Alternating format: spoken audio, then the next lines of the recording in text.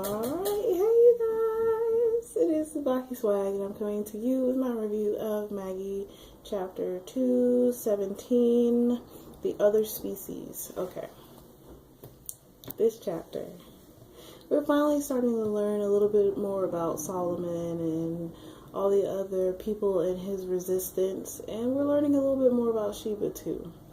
Because in this chapter, like, Sheba, of course, is still saying that all of them are heathens and they need to go repent before they pretty much go to hell in her own special way.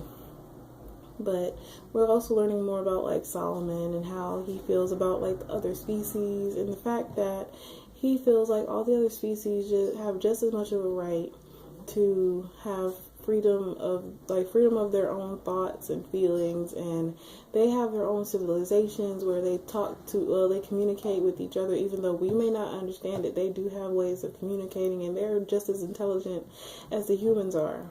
And Solomon understands this, and everybody else in the resistance understands this, which is why they were trying to take down the beacons that were pretty much brainwashing them.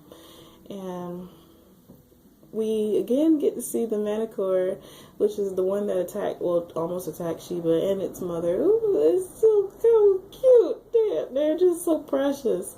I want a pet Manticore. That would be awesome. If somebody can arrange that for me, that would be amazing. But we see the Manticores again, and they are like, the Manticores trust the humans enough to bring them down into their city and show them, like, their city. And we see that the Manticores, they have families and they have shops and houses, and they communicate with each other like we communicate between ourselves. So they're just as intelligent, even though we may not understand what they're saying. They kind of get a feel for what they're saying. And Solomon understands them. He is like the perfect king, pretty much. Well, of course he will be in the future. Well, he was. But he is like the perfect king. He understands that other species have just as much of the right to understand and be coherent and have their own thoughts and feelings as humans do. Because if they didn't, they wouldn't be able to do so. So Solomon understands this, and Sheba still thinks that they're evil and they're going to eat them and blah, blah, blah. And then she comes across the little baby Manticore that tried to eat her the other day. And they start getting along, and they're like drawing pictures in the sand and playing, and it gave her a flower. It was just so precious, and she started to like it. That was the biggest thing to me, was that she actually started to like the Manticore, and she was playing with it, and it was just so precious. And the Manticore was so cute. I want a baby Manticore. That would be so precious.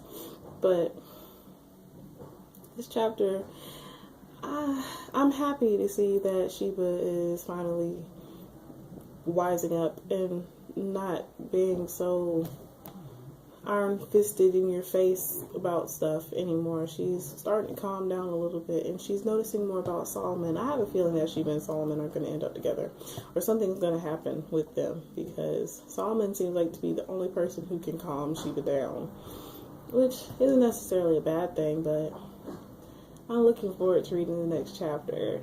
These chapters are getting pretty awesome. I'm liking learning more about Solomon and, like, Ugo and everybody else in the resistance. I'm liking the fact that we're learning more about Almatoran as opposed to the little bit that we were given prior to.